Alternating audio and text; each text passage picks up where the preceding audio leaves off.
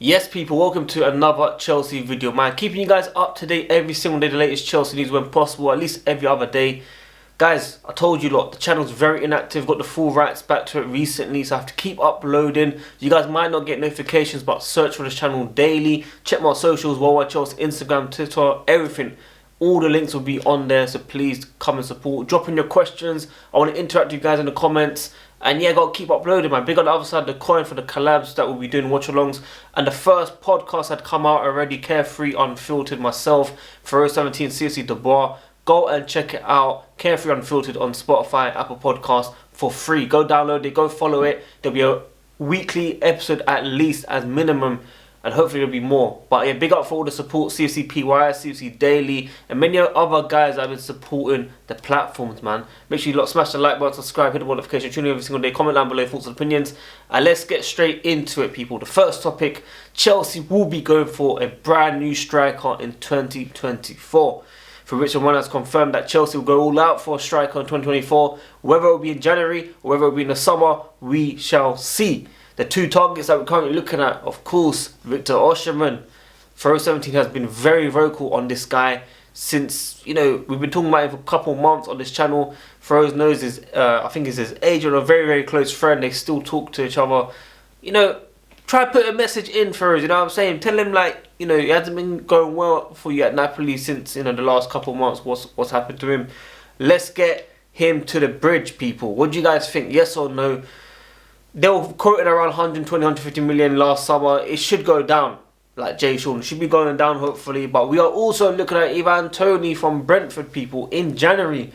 Now, Brentford quoted around £80 million, which no way Chelsea Football Club should be spending anywhere near that money, people, because obviously he's been out for, what, 8 months? Well, he's going to be out for 8 months in total because of the betting situation.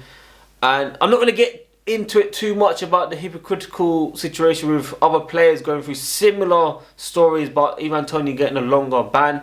That's for another day, another conversation, or maybe you guys want to comment about that as well. You know, Tonali, for example, that's for you guys to decide. But Ivan Toney, a very, very good striker, proven striker in the Premier League, someone that can come in very fast and sort it out. Nicholas Jackson hasn't been up to speed, people, and it's not like he's not getting chances. He's getting chances. The one that keeps coming to my mind, not the Arsenal one. The Arsenal one's already bad. We already know he's not on top form. But the one that's coming to my mind a lot is the one against Forest. You know, the one where they lay back, he skied it over the bar because he stretched back. And some of you guys are telling me, oh, it's 50-50. It's a difficult chance. Trust me. At least on target, people. Hit it on target. Stuff like that annoys me a lot. Now, when you got to think about it properly as well, before we started winning these 2 or 3 games in a row before the Arsenal draw, we missed like 15 big chances. Chelsea weren't bad. Chelsea weren't struggling like last season. Chelsea were creating chances. We were like 3rd place in most chances in the 3rd half or something, or, you know, ball in the 3rd half. We were up there, people. We should have had way more goals. We had 15 big chances missed at the time that I remember. Sky Sports had a Poch photo of where he is with the goals and stuff. And it wasn't that bad. We just did not put away our chances and then we lose against a silly goal. Defensively, we weren't that bad either.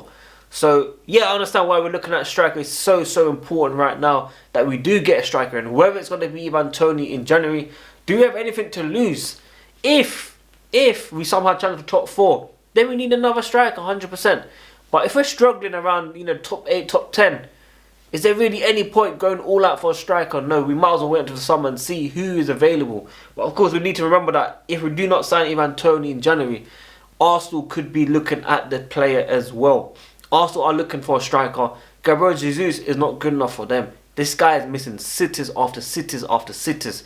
Now, Arsenal's best team struggled against Chelsea. Yes, it was 2-2. Yes, they could have won it in the end because Chelsea lost their heads. But 75 minutes where we were dominating them. They had 0 shots on target. For a well-established Arsenal team against a new, young, one of the youngest in the Premier League, Chelsea, to be dominated like that, trust me, Chelsea are going head to head with the big teams. Yes, we're struggling against certain teams, but the big teams like Liverpool, like Arsenal, we have done really well, and we need to push on from there. I feel like we need like 1 or 2 more signings that can probably come in and change a few things, but it's not very important right now. Players can still develop. It's going to take time. Let's see what Nicholas Jackson can do. We definitely need a striker because Broha, I don't know what's happening with him. He's coming from injury. He had a few minutes here and there, but this guy's not featuring. Maybe Poch ain't a fan. I don't know. This is still early days. We're only, what, 8-9 games in? Let's see what happens by December.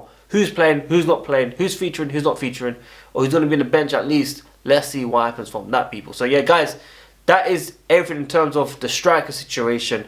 It's so important that we get this sorted. We need someone prolific. Someone that can score. Your Diego Costas, your Hasselbanks, your Didier Drogba's, these type of guys, okay? We've had the likes of Loic Remy, Demba, Torres, decent, very hard working. Nicholas Jackson, hard working. Another one, decent hold up play. He's got everything except goals, okay? I'm happy with the way he plays. I have no issues with the way he plays. It's just his finishing. How do you not finish these chances? I would finish those chances. Not all of them, but at least, you know, 2 out of 10. But I can finesse. You know the way you lot finesse on FIFA? I can finesse like that 100%. So let's see what happens with Chelsea Football Club. What happens next?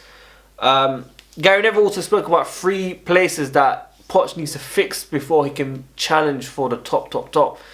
That's what I'm saying. I don't think we're too far away from realistic top 5. Okay, we start getting the wins in. It's so important we get the wins in.